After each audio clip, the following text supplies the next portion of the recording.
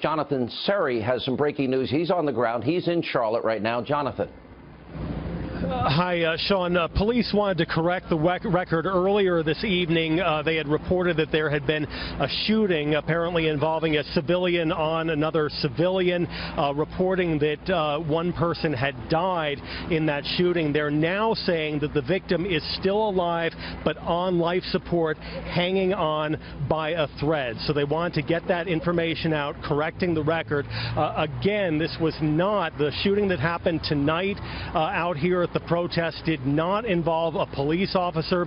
Apparently, it was civilian on civilian violence. And because the protests here are turning violence, not just protesters turning on each other in the case of this shooting, apparently, but also turning on police officers. And so about 2 blocks from where I'm standing, there's a line of officers in riot gear. They are trying to clear people out of the area. The police chief says that authorities here have been very patient, and the protests started out peaceful, but then once they got violent, his main concern now is protecting everyone, regardless of what side the story they're on, what side of the story they believe.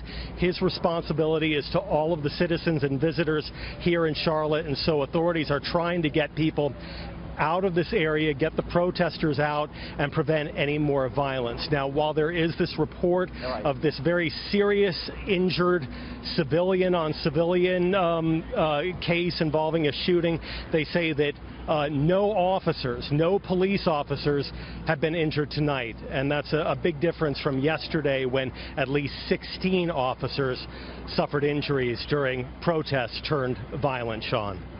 All right, well, that's really important because we had reports earlier that 7 officers were injured tonight, 16 last night. And also, we had the police chief was actually on the air in the last hour with Megan, and he had confirmed that this person was civilian on civilian violence. That part of the story remains the same, but the only thing that has changed, he did not die. He is, in fact, on life support and in our prayers, of course. Thank you so much, Jonathan.